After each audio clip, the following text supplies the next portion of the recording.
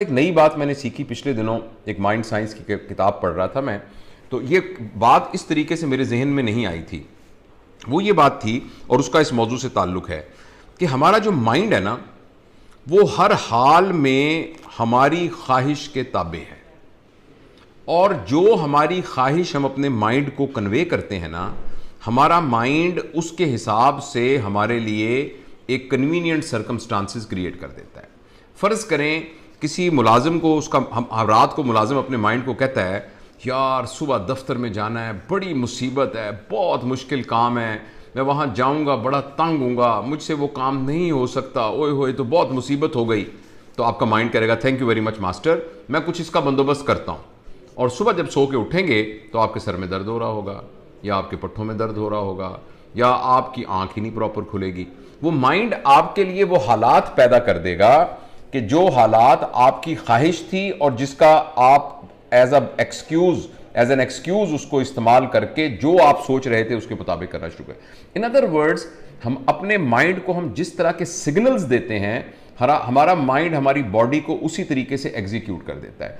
फर्ज करें यही बंदा रात को ये कहे कि कल दफ्तर में जाना है, जहां बहुत काम है, जहां बहुत मुशक्कत है, लेकिन बहुत मजा आएगा, मैं वहां मेहनत से काम करूंगा, ये बहुत बड़ा चैलेंज होगा, ठीक है मैं थक तो जाऊंगा लेकिन मैं इसको बहुत जबरदस्त तरीके से करूंगा और मैं इसको अचीव करके आऊंगा। तो सुबह आपका माइंड कहेगा बिल्कुल, तो okay master, thank you very much. सुबह आप उठेंगे तो आपके अंदर एनर्जी मौजूद होगी, आपका दिमाग ठीक से काम कर रहा होगा, आप टाइम पर उठेंगे, आप फ्रेश अपने आप को महसूस करेंगे, आपको सर दर्द कोई नहीं होगा।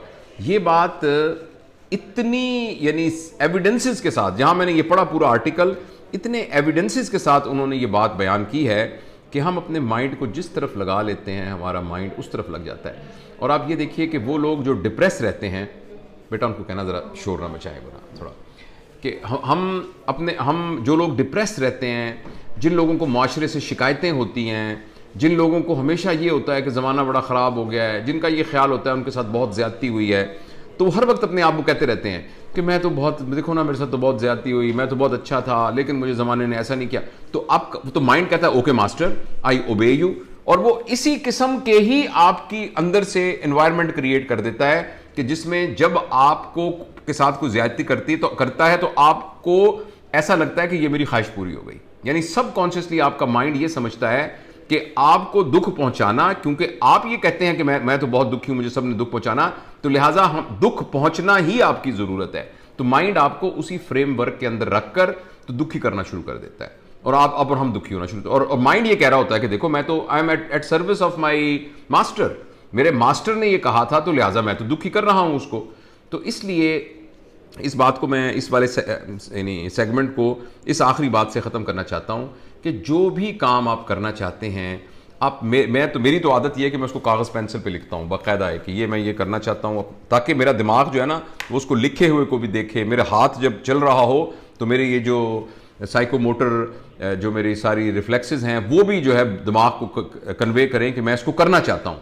तो जो काम करना है उसको कागज़ पे भी लिखें, उसको अपने जहन में भी दोहराएं, उसको दूसरों को भी बताएं और सबको कहें कि मैं ये काम करने जा रहा हूँ। और अपने दिमाग के साथ आप बाकायदा डायलॉग करें और अपने आप को कहें कि भाई देखो ये काम मैं करने जा रहा हूँ और इसमें कोई रुकावट नहीं पड़नी चाहिए, अगर कोई रुकावट पड़ेगी भी तो मैं इसको पूरी तरीके से हैंडल करूँगा और मैं इंशाल्लाह इसको ज़रूर करूँगा, और उसके लिए जितनी मुझे एनर्जी चाहिए वो मैं उसको इकट्ठी करूँगा। और जो तो आप देखिएगा कि आपके लिए ना उसके अंदर कंसिस्टेंटली उसको करना ज़रूरी हो जाएगा। दूसरी हमारे कुछ दोस्त जो हैं ये भी बताते हैं, माइंड साइंसेज वाले लोग, कि कुछ ना जब आप एक काम ज़रूर करना चाहते हो और आपको लगता हो कि आपकी पुरानी आदत उसको रोक देगी, तो आप और लोगों को भी उसमें शामिल कर लें। मसलन अपने स्पाउस को शामिल कर लें, अपने बच्चों को शामिल कर लें। उन्हें कहा अगर मैं सुबह सैर के लिए मैंने उठना था, अगर मैं ना उठूँ ना, आपने आके मुझे झंझोड़ देना है अच्छे तरीके से। जिसके सब सिबलिंग साथ रहते हैं उन्हें कहें देखो अगर मैं बिल्कुल भी ना उठा ना तो आप मेरे ऊपर पानी का गिलास डाल देना बेशक। और इस तरह की जो है ना आप अपने ऊपर पाबंदियां भी लगा सकते हैं, बड़ी बिनाइन किस्म की। और इसके अलावा एक और भी बड़ी ज़बरदस्त चीज़ है जो मैंने पहले भी आपसे अर्ज़ की थी कि आप अपने लिए खुद एक सज़ा का सिस्टम भी तजवीज़ कर सकते हैं, मगर सज़ा ऐसी दें जो आपके लिए सज़ा एज सच एक इनाम हो। मसलन कि मैं हर रोज़ सुबह वॉक के लिए जाया करूँगा, अगर मैं एक दिन वॉक पर नहीं गया तो उस दिन के अंदर मैं 20 नफल पढ़ूंगा। उस दिन मैं उससे अगले दिन मैं एक रोज़ा रखूंगा अगर मैंने ये मिस किया। यानी अपने आप के लिए एक सज़ा, अपने लिए एक चेक मुकर्रर कर दें। तो ये बड़ी एक इंटरेस्टिंग सी बात लगती है। लेकिन ऐसा करने से एक तो ये कि जो आप सज़ा दे रहे हैं वो सज़ा एज सच एक बरकत वाली चीज़ है और फ़ायदे वाली चीज़ है। प्लस ये है कि जब आपको पता लगेगा ना कि 2 दिन छोड़ेंगे तो फिर आपको 2 दिन रोज़े रखने पड़ेंगे, तो आप फिर अगले टाइम से उठ जाएंगे। तो ये कुछ बिखरी बिखरी सी बातें हैं, इनको